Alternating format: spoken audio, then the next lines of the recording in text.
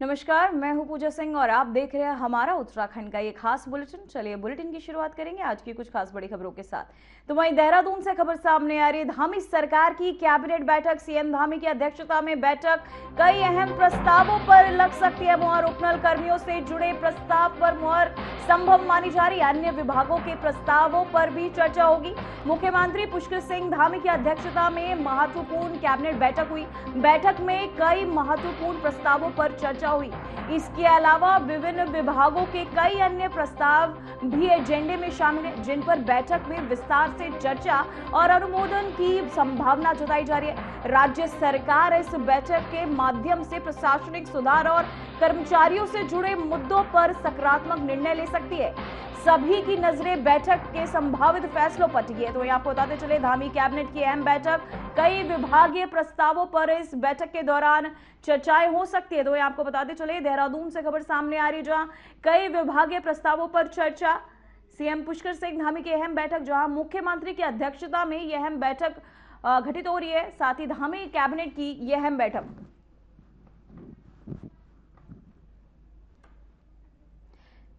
इसी खबर पर तमाम जानकारी के साथ हमारे संवाददाता आशीष डोभाल जुड़ चुके हैं। आशीष, मैं जानना चाहूंगी, इस बैठक में क्या अहम फैसले लिए जा सकते हैं?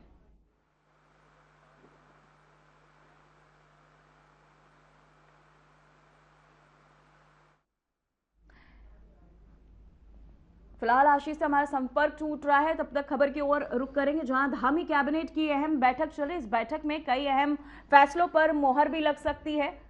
इस दौरान आपको बताते चले, कई अहम मुद्दों पर बैठक में चर्चाएं संभावित मानी जा रही है, जहां विभागीय प्रस्तावों पर कई चर्चाएं हो सकती है। मुख्यमंत्री की अध्यक्षता में यह बैठक आयोजित की गई है, जहां आपको बताते चले, इस दौरान बैठक में कई प्रस्तावों को लेकर विचार विमर्श करके कई अहम फैसले भी लिए जा सकते हैं। मुख्यमंत्री की अध्यक्षता में अहम बैठक, इस बैठक के दौरान कई अहम फैसले लिए जा सकते हैं।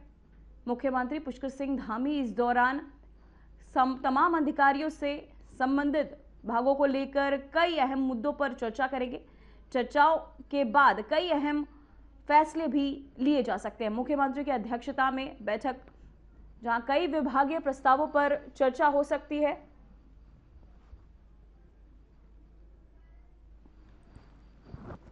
इसी खबर पर तमाम जानकारी के साथ हमारे संवाददाता आशीष जुड़ चुके हैं। आशीष, इस बैठक में किन अहम फैसलों पर विचार विमर्श किया जा सकता है? कौन से अहम फैसले लिए जा सकते हैं? जी पूजा, बिल्कुल। आज जो सीएम धामी की अध्यक्षता में कैबिनेट बैठक हो रही है, उसमें तमाम विभागों के प्रस्ताव आ सकते हैं। इसमें कृषि है, उद्यान है, और जो मुख्य जो प्रस्ताव है, वो जो उपलब्ध कर्मचारी हैं, संविदा कर्मचारी हैं, उनको लेकर बड़ा फैसला सरकार कर सकती है, क्योंकि हाल ही में उनकी जो 20 साल तक जो 10 साल तक जिन उपलब्ध कर्मचारियों ने अपनी नौकरी पूरी कर ली है, उनको जो समान कार्य के लिए समान वेतनमान का आदेश भी हुआ है। और अब जो अन्य संविदा कर्मचारी हैं, उनको भी ये आस लगी है, तो इसको देखते हुए बैठक में अहम फैसला हो सकता है। इसके अलावा उद्यान विभाग से जुड़ी तमाम योजनाएं हैं, ग्रामीण विकास विभाग की तमाम योजनाएं हैं, और लोक निर्माण विभाग हो, चाहे उद्यान विभाग हो और कृषि विभाग हो, सभी विभागों के जो प्रस्ताव हैं वो रखे जा रहे हैं। और अब देखना होगा कि कैबिनेट की जो ब्रीफिंग होगी, उसके बाद कौन कौन प्रस्ताव जो है इसमें पास होते हैं। एजेंडे में तमाम प्रस्ताव शामिल हैं और बैठक में चर्चा की जा रही है, और राज्य के विकास से जुड़े तमाम जो फैसले हैं वो कैबिनेट में लिए जा सकते हैं। डीए पर भी बड़ा फैसला लेने जा रही है। जी पूजा। जी आशीष, मैं जानना चाहूंगी, क्या सरकार उपनल कर्मियों के वेतनमान और डीए पर भी बड़ा फैसला लेने जा रही है?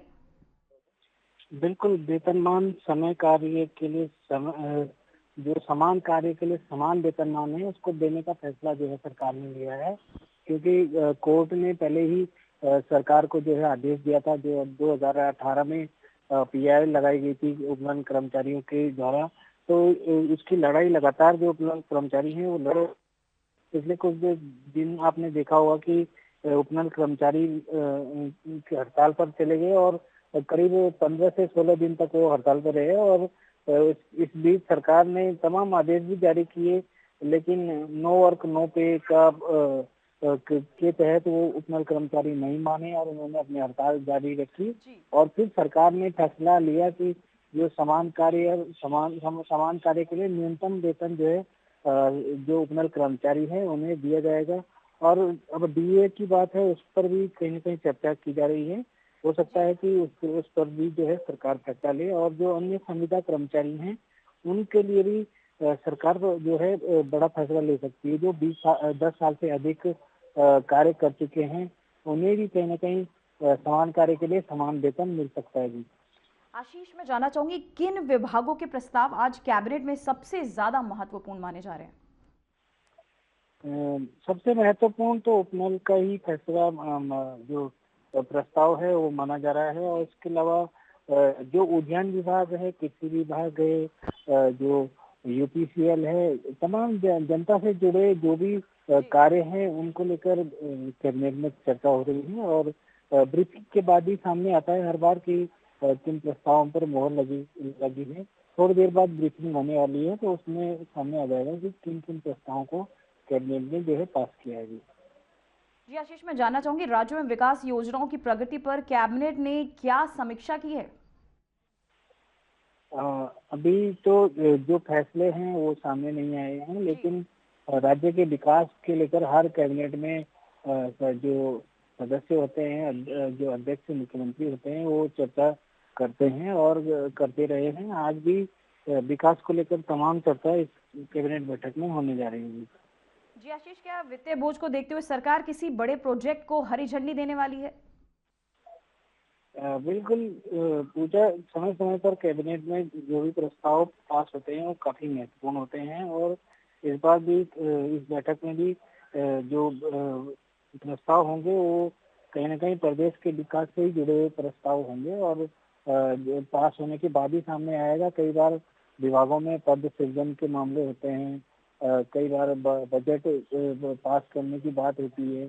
तमाम जो फैसले होते हैं कहीं न कहीं प्रदेश के विकास से जुड़े ही होते हैं। और उपनल कर्मचारियों का जो फैसला है वो भी बड़ा कहीं न कहीं माना जा रहा है जी। जी आशीष, मैं जानना चाहूंगी कैबिनेट में उपनल कर्मियों से जुड़े किन प्रस्तावों पर आज मुहर लग सकती है? उपनल कर्मचारियों के जो डीए की बात की जा रही है, और जो समान कार्य के लिए समान वेतन की बात है वो पहले ही प्रस्ताव पास हो चुका है। और अब जो संविदा कर्मचारी, अन्य जो संविदा कर्मचारी हैं पीआरडी के माध्यम से लगे हैं, चाहे कई संस्थाओं के माध्यम से लगे हैं, कई निगमों में कर्मचारी हैं, करीब 20,000 से ज्यादा जो है संविदा कर्मचारी प्रदेश में है। तो उनको लेकर भी बड़ा फैसला आज कैबिनेट में हो सकता है। जी आशीष, मैं जानना चाहूंगी प्रशासनिक सुधार से जुड़े प्रमुख प्रस्तावों में आज क्या क्या शामिल है इस बैठक में? प्रशासनिक सुधारों से जुड़ा हुआ तो यही हो सकता है जो तमाम जो कर्मचारी चुनकर आ रहे हैं, चाहे वो पीसीएस अधिकारी हों, चाहे वो तमाम विभागों के कर्मचारी हों या अफसर हों, उनको कहीं न कहीं उनको नसीहत दी जा रही है कि वो प्रदेश के विकास में जो है काम करें। एक अधिकारी के तौर पर क्या-क्या वो कर सकते हैं, जनता की समस्याएं जल्दी से जल्दी कैसे दूर हो सकती है। तो प्रशासनिक सुधार भी किया जा रहा है। और विभागों की जो फाइलें होती हैं उनमें विलंब न हो, जल्द से जल्द कार्य हैं वो समय पर पूरे हों। तो प्रशासनिक सुधार और नवाचार कहीं न कहीं प्रदेश सरकार जो है तमाम विभागों में कर रही है। जी आशीष, मैं जानना चाहूंगी क्या कैबिनेट ने कर्मचारियों की लंबित मांगों पर कोई टाइमलाइन तय की है? अभी फैसला सामने आने के बाद ही पूजा सामने आएगा कि क्या जो ब्रीफिंग होती है कैबिनेट के बाद, उसके बाद ही सामने पता चल पाएगा कि क्या क्या फैसला लिया गया है और क्या क्या उसमें चर्चा हुई है। अभी तो मात्र कयासबाजी ही लगा सकते हैं कि इन फैसलों पर चर्चा हो सकती है, इन फैसलों पर चर्चा हो सकती है। थोड़ी देर में इनकी ब्रीफिंग होगी, तभी सभी चीजें साफ हो पाएंगी। जी आशीष, मैं जानना चाहूंगी क्या कैबिनेट में आगामी बजट सत्र के लिए भी किसी बड़े फैसले की तैयारी है? पूजा कैबिनेट की बैठकें होती रहती हैं, महीने में 4 बैठकें होती हैं। तो हर बैठक में कहीं न कहीं विकास से जुड़ा हुआ ही, मैंने पहले भी बोला कि मामले होते हैं, प्रस्ताव होते हैं, तो देखना होगा कि ब्रीफिंग के बाद वही सामने आएगा कि क्या-क्या प्रस्ताव पास हुए हैं। कई बार प्रस्ताव बहुत सारे होते हैं, लेकिन सभी प्रस्ताव जो है पर कैबिनेट के जो मेंबर होते हैं उनकी सहमति नहीं बनती है। तो देखना होगा, थोड़ी देर में सब कुछ सामने आ जाएगा जी। जी जी। आशीष, मैं जानना चाहूंगी उपनल कर्मियों की समस्याओं और मांगों पर सरकार का आज क्या रुख नजर आ सकता है? बिल्कुल, सरकार सकारात्मक है और आने वाले समय में जो 10 साल पूरे कर चुके हैं कर्मचारी, उनको तो फायदा मिल ही रहा है, और जो भविष्य में अपनी समय सीमा पूरी कर रहे हैं, उन्हें भी समान कार्य के लिए समान वेतन मिलेगा। तो उनको कहीं न कहीं आज तक जो कम वेतन में उन्होंने काम किया है, वो कहीं न कहीं उनके लिए बड़ा फैसला जो है सरकार ने लिया है। अब देखना होगा कि आगे भी जो अन्य कर्मचारी हैं, उनके लिए भी सरकार जो है फैसला लेगी। आशीष, मैं जानना चाहूंगी क्या किसी बड़े विभागीय पुनर्गठन पर कैबिनेट ने संकेत दिए हैं? बिल्कुल, इस पर भी कहीं न कहीं चर्चा हो सकती है। पुनर्गठन तमाम विभागों का हो सकता है, और जी कैबिनेट की जो ब्रीफिंग होगी उसके बाद ही जो है सब कुछ सामने आ जाएगा जी। जी। आशीष, आपका बहुत बहुत धन्यवाद तमाम जानकारी के लिए। तो वहीं देहरादून में ग्रामीण सड़क विकास को केंद्र सरकार से बड़ी सौगात मिली है। केंद्र कृषि एवं ग्राम्य विकास मंत्री शिवराज सिंह चौहान ने राज्य की 148 ग्रामीण सड़कों के निर्माण के लिए 1700 करोड़ रुपए की स्वीकृति प्रदान की है।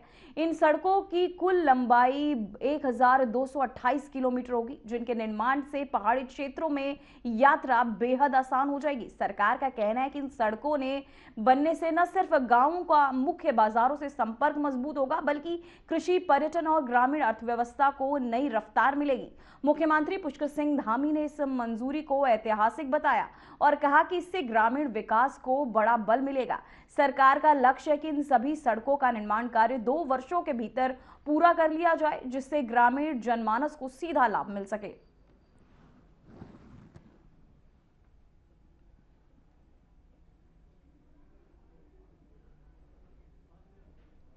तो वहीं एक और बड़ी खबर सामने आ रही है देहरादून से, जहां पीआरडी जवानों के मानदेय को लेकर फैसला। भर्ती रहने पर 6 माह तक मिलेगा मानदेय। मंत्री रेखा आर्या का अधिकारियों को निर्देश, सहायता राशि में इजाफा किया जाएगा। रेखा आर्या ये कहा। वहीं आपको बताते चले, उत्तराखंड सरकार ने पीआरडी जवानों के हित में महत्वपूर्ण कदम उठाए। कैबिनेट से पहले मंत्री रेखा आर्या ने अधिकारियों को स्पष्ट निर्देश दिए कि यदि कोई पीआरडी जवान बीमार या चोट की वजह से अस्पताल में भर्ती होता है तो उनका मानदेय 6 माह तक नहीं रोका जाएगा। मंत्री ने कहा कि जवान सेवा के दौरान कई बार जोखिम उठाते, ऐसे में उनका आर्थिक सुरक्षा कवच मजबूत होना जरूरी है। इसके साथ ही रेखा आर्या ने यह भी निर्देश दिया कि पीआरडी जवानों को दी जाने वाली सहायता राशि में बढ़ोतरी का प्रस्ताव तैयार किया जाए, ताकि जरूरत के समय उन्हें पर्याप्त सहयोग मिल सके। तो वही आपको बताते चले, खबर सामने आ रही है, जहां आपको बता दें देहरादून से खबर सामने आ रही है, जहां पीआरडी जवानों के मानदेय को लेकर ये बड़ी खबर सामने आ रही है। मंत्री 11 दिसंबर को पीआरडी जवानों की स्थापना दिवस है, और स्थापना दिवस के सेलिब्रेशन के रिगार्डिंग विभाग के द्वारा क्या क्या तैयारियां उसमें की जा रही हैं उसकी समीक्षा की गई है। साथ ही हमारे पीआरडी जवानों के संगठनों के पदाधिकारियों के साथ में भी संवाद किया गया है। कुछ समस्याएं उनकी जो अपनी रही हैं उनको लेकर उनके साथ में विशेष चर्चा की गई है, जिसमें उनके द्वारा लगातार एक विषय कहा जाना कि उन्हें स्वयंसेवक ना कहते हुए उन्हें जो है कार्मिक शब्द से उनको संबोधित किया जाए। दूसरा, उनका 365 दिनों का रोजगार के परिप्रेक्ष्य में भी उनकी भावना निकल कर आई है। अब मैंने विभाग को दोनों ही एंगलों से परीक्षण करने के निर्देश दिए हैं कि हमारे पीआरडी जवान की भावनाओं के अनुरूप हमारी ये पूरी कोशिश होनी चाहिए कि हम उनके अनुरूप खरे उतरें। इसके साथ ही पीआरडी जवान अपने को उन विषयों को लेकर, समान कार्य समान वेतन को लेकर भी उन्होंने अपना पक्ष रखा है, जिसमें वे सुप्रीम कोर्ट भी गए हुए हैं। तो चूंकि मामला सुप्रीम कोर्ट में है तो पीआरडी जवानों से ही आग्रह किया गया है कि मामला चूंकि सुप्रीम कोर्ट के स्तर पर है तो निश्चित रूप से इस पर भी किसी प्रकार की चर्चा करना बहुत ज़्यादा औचित्यपूर्ण नहीं प्रतीत होता है। लेकिन आपने ये बातें रखी हैं तो इन बातों के परिप्रेक्ष्य में विभाग की ये भरकस हमेशा से मंशा रही है कि पीआरडी जवानों के हितों में निर्णय होते रहे हैं और आगे भी होते रहेंगे। मैं समझती हूँ कि 2022 से लेकर अभी तक मैं पीआरडी जवानों के मानदेय वृद्धि से लेकर उनकी लड़कियों की अच्छी शिक्षा प्राप्त करने के दृष्टिगत, स्कॉलरशिप देने के दृष्टिगत व्यवस्था देने के साथ में उनकी जो रिटायरमेंट की जो उनकी एज है उसमें पहले 50 साल थी, अब 60 वर्ष करने से लेकर गर्भवती महिलाओं को, जो पीआरडी की गर्भवती महिलाएं हैं उनको मात्र अवकाश देने से लेकर ऐसे कई अभूतपूर्व निर्णय, ऐतिहासिक निर्णय उनके हित में किए गए हैं। कल्याण कोष उनके लिए गठित किया गया है जिसमें उनको चाहे वो ऑन ड्यूटी में उनको चोटिल होने पर उनको जो मदद हो सकती है डिपार्टमेंट उस दिशा में भी काम कर। तो वहीं देहरादून के परेड मैदान में स्वदेशी उत्पादों को बढ़ावा देने के उद्देश्य से स्वदेशी महोत्सव का भव्य शुभारंभ किया गया।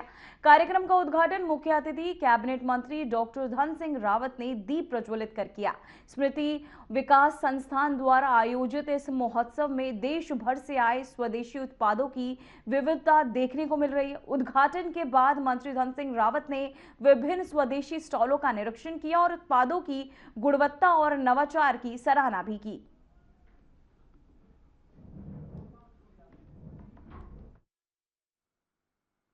देखिए, स्वदेशी महोत्सव जो है हर साल किया जाता है और हर सालों की भांति इस बार भी संस्था के द्वारा मुझे बुलाया गया और मैं कह सकता हूं कि जो पूरे भारतवर्ष में इस बार स्वदेशी का अभियान चल रहा है। हमारे प्रधानमंत्री जी भी की भी बड़ी वो है कि भाई हमारे जो स्वदेशी उत्पाद हैं उनकी ब्रांडिंग की जाए, लोग उसको ज़्यादा से ज़्यादा खरीदें। इसी परिप्रेक्ष्य से स्वदेशी मेले आयोजित किए गए हैं और मैं अपने सुरेंद्र जी को और उनकी पूरी टीम को बहुत बहुत धन्यवाद देना चाहता हूँ।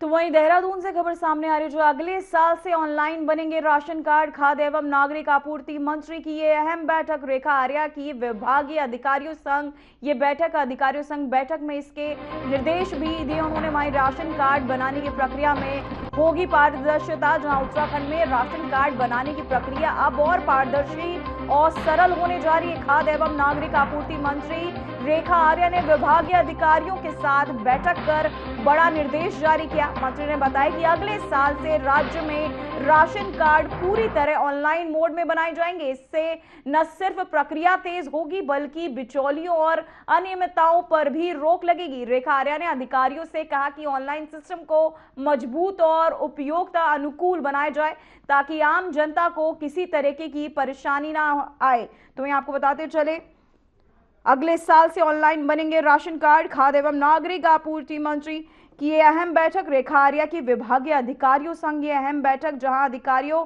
संग इस बैठक में इसके निर्देश भी उन्होंने दिए।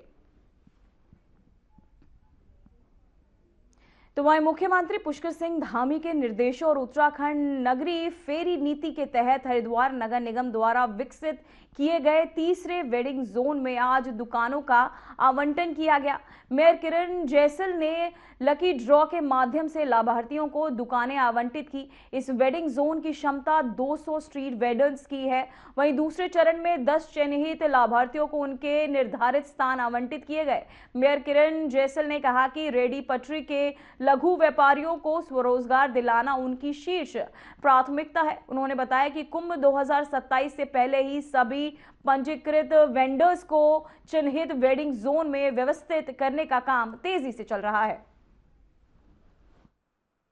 पहले तो मैं संजय चोपड़ा जी का बहुत बहुत धन्यवाद करना चाहती हूँ कि हमेशा ये जनता के साथ खड़े रहते हैं और उन्होंने इस प्रक्रिया को आगे बढ़ाया, जिसमें हमने 10 मेंबरों को आज पर्ची निकाल के उनके नाम चिन्हित किए हैं और वहाँ पे सेक्टर 2 पे जो भी वेंडिंग जोन है उसमें हम 10 जो व्यक्ति हैं उनको उनकी पर्ची निकाली है और हमारा यही प्रयास रहेगा कि हम ज़्यादा से ज़्यादा अपनी जनता के लिए आगे बढ़ चढ़कर कार्य करें और मैं हमेशा जनता के साथ हूँ और मुझे हरिद्वार में सेवक के रूप में चुना है, तो मेरी यही प्रक्रिया रहेगी कि मैं सभी के साथ अपना जो भी मेरा कार्य होगा मैं उनके साथ। देखिए, आज जो हमारा भगत सिंह चौक से सेक्टर 2 वेरियल का जो हमारा वेंडिंग जोन है, तीसरा वेंडिंग जोन, उस वेंडिंग जोन के दूसरे चरण की प्रक्रिया को अपनाया गया और 10 वेंडर जिन लोगों ने पैसे जमा कर रखे थे, लगभग मैं समझता हूँ 1.5 वर्ष उनका हो गया था पैसे जमा हुए।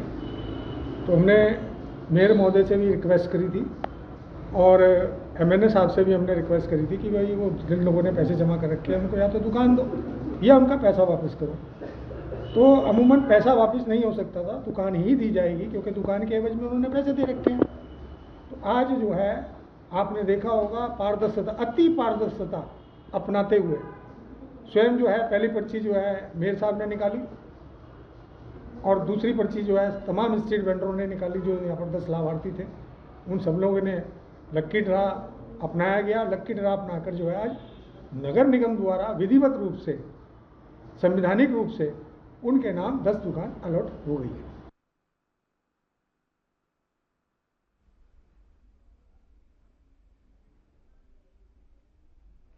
फिलहाल उत्तराखंड की खबरों में इतना ही। मुझे दीजिए इजाजत। नमस्कार।